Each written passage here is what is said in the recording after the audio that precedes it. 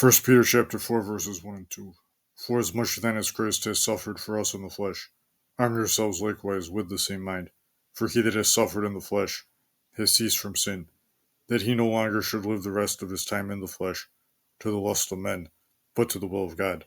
Though Christ never gave in to temptation, he still had to suffer to deny himself, to not give in to sin, when faced with temptation, as well as suffer as a consequence of being faithful in doing the will of God. These verses show that even though we cannot die to atone for our own sins, or for anyone else's sins, like Christ died on the cross to provide an atonement for mankind, we must yet follow him in dying to sin, to do the will of God, in order to partake of his atonement. This is the narrow way to life, as Matthew chapter 7 proves. We also see in these verses that the lust of men and the will of God are incompatible. It is impossible to follow both, though many double-minded people delude themselves somehow that both can be pursued. First John chapter 2 verses 15 to 17. Love not the world, neither the things that are in the world. If any man love the world, the love of the Father is not in him. For all that is in the world, the lust of the flesh, my note, that is, the body. Peter uses the term flesh to refer to service, to natural gratification which goes beyond the physical body. And as we continue in this passage, we'll see that John intended the same thing, though John elaborates more, continuing, and the lust of the eyes and the pride of life is not of the Father, but is of the world. And the world passes away, and the lust thereof. But he that does the will of God abides forever. Uriah the Hittite is an example in the Bible of arming oneself with a mind prepared to suffer in the flesh, in order to do the will of God. Everything said about him here is found in 2 Samuel chapter 11. Though Uriah was a soldier, he had armed himself with something much more important than his military weapons.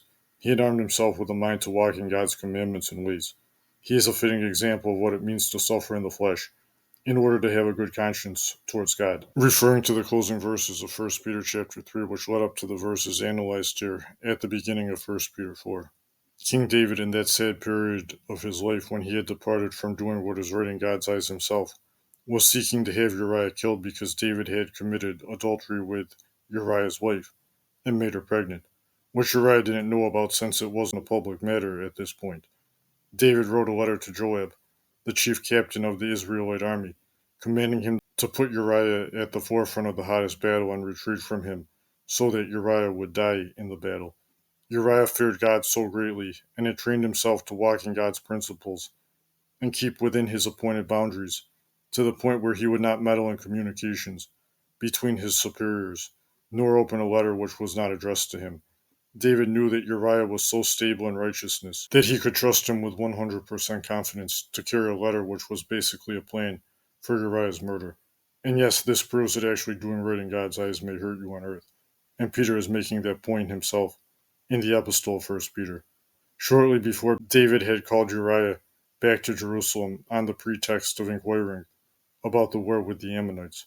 Uriah would not at that point even go back to his house to be with his wife, despite David pushing him to do so.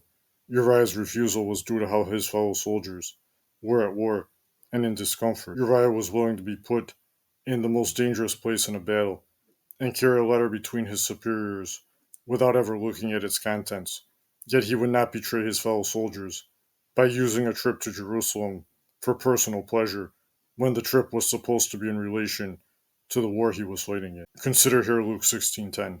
He that is faithful in that which is least is faithful also in much, and he that is unjust in the least is unjust also in much.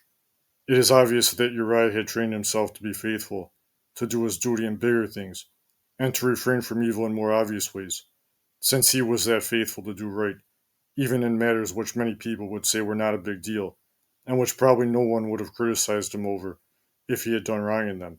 He illustrates what it really means to live for the approval of God, rather than the approval of men. Those who say they are doing so are lying if they are doing things that are actually wrong and blameworthy. Uriah was blameless before both God and men. Uriah also fits in especially well with the theme in 1 Peter, since he is a man who was greatly harmed in his righteousness. Yet with judgment day and eternity in the equation, he will yet be victorious, and his suffering for righteousness' sake will be proven to be exceedingly wise and profitable in spite of the calamity which he faced on earth. It's also notable that Peter could talk to Christians in apostolic churches about suffering in the flesh to cease from sin and do the will of God, without having to make a 30-minute or more detour to explain what he meant.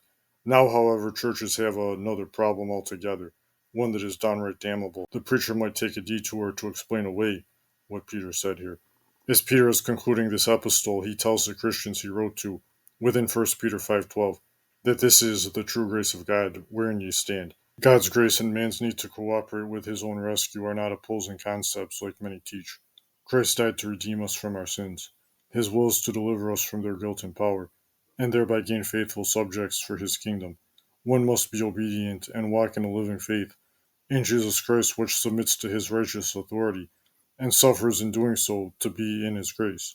When one gives heed to the instructions from the Lord which are calculated to their rescue out of sin, they are not working to earn his grace, nor devising their own way to save themselves, any more than a drowning person who is listening to the instructions of and cooperating with a good Samaritan who is laboring in wisdom to save their life.